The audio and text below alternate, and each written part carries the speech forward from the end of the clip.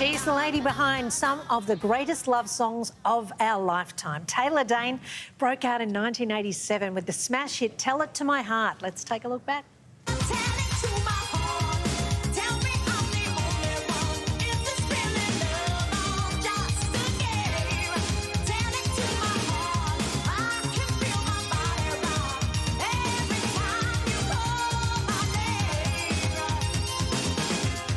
Now, almost overnight, she became one of the world's biggest stars. 75 million records sold, 2 Grammy nominations, a fashion icon, and now she's added author to her arsenal. Taylor joins us from Los Angeles. Good morning, Taylor. Thanks for your time. Good morning.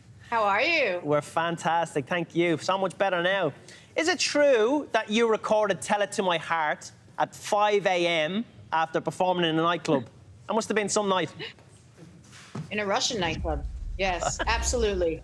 This is what we do. We do things live, late at night. This is why we're called night owls. That's what musicians do. Yes, we did the vocals late at night. We did. That's awesome. Well, we've been rocking out to Tell It to My Heart for more than 30 years. And to celebrate, some of your very famous friends put together this great video. Who gave the best performance? Oh, my God, that's so not fair. But, I mean, you can see there's a wide array. There's sports figures, there's social media figures, there's Winona Judd. There's incredible vocalists on here. Debbie Gibson, right? There's just incredible people on here. Ivana Cha, right? They're amazing people on here. What so an you're impact. not going to pick one, is what you're telling us.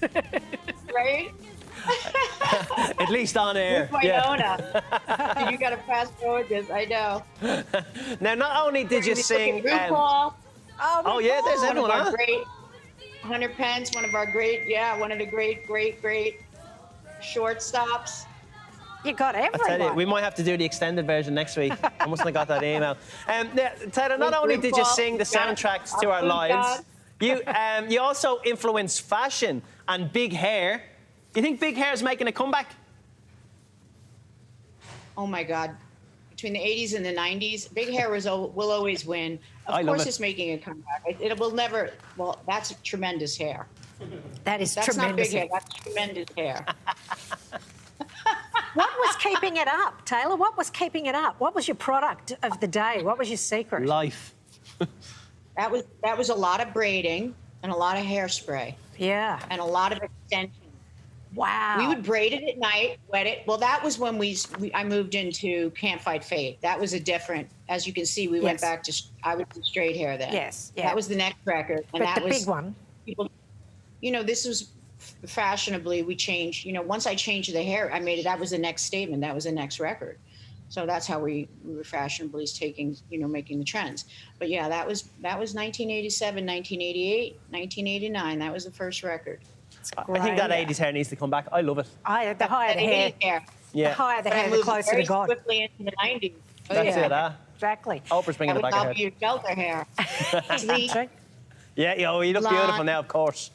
Behind the glitz of showbiz, though, you had a very tough upbringing, and you talk about it in your best-selling memoir. Why did you decide to share your story? That was a 30-year... that was my 30 years celebration, if you will. That was my 30-year anniversary of Tell It to My Heart release and, of course, in my career. And it was time. And I had also done a TED Talk, and it was really the impetus of writing a book. It really took time. I think people think when you do a TED Talk, but it took me 6 months to do that talk in preparation. And they really stick with you during this process. It was an incredible process, and it was...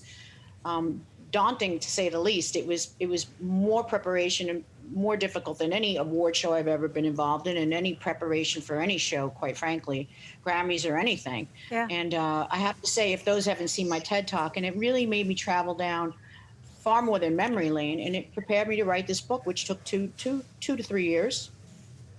And it's not that I had a childhood. We've all had our childhoods. Yeah. We all continue to learn and grow and journey through our lives to get through, and not through our childhood, but how we continue to map out the rest of our lives based on those first probably most impactful years of our lives. And however we were raised, however through, and whoever affected us, our parents, our aunts, our uncles, our brothers, our sisters, our neighbors, our teachers, our babysitters, whoever those fundamental people were, those very first few years are very impactful on us. And some were beautiful, some weren't, some experiences were. And that's all. I was just telling my story. That's all. My personal story. That's all there it is share. Yeah. And that's what I got the time to do in my 30 years. And if it touched certain people in a certain way and they could, I guess, feel moments, because music became my survival tool and my way of expression, and it saved my life. And so my voice became my survival and my tool of survival. Yeah. It became my way of getting out, if you will. Yeah. Yeah, speaking of your voice, we love The Masked Singer here in Australia, and you recently performed in the US version. Did you really think you'd be able to go under the radar with such an iconic voice like yours? Well, you know, this is showbiz. I didn't. And perhaps I often, yeah. I don't know if you want me to sing a ton. I've known Penny for years. I've known Robin for years. Ken, I just think hear anything anyway, but he's a love bug. And I do believe, I mean, it was an amazing show to be a part of because, and of course, Nicole knows what she knows. Yeah, what an amazing Look how far costume. I came. I mean, look how far we all went. You know, I was in the top. Listen, I didn't leave until, I'm not going to say the fat lady went home, but I went to the last, you know, it was me, Nicole. I mean, I'm sorry. It was me, Leanne, who was at the end? Yeah. Leanne, myself, Nick Carter, Aloe. But I think I'm missing one other. Yours is the most else is there? distinctive name there, Taylor. Most distinctive voice there, Taylor, I've got to say. It has been amazing to get the chance to chat to you this morning. You hold a special place in all of our hearts. So thank you so much for being with us. I love Australia. Thank you. I love touring there. And obviously, soon enough, we'll be back there touring again. And thank you so much. Thank you. There's a welcome here for you. It's a pleasure. Stay safe. Take care.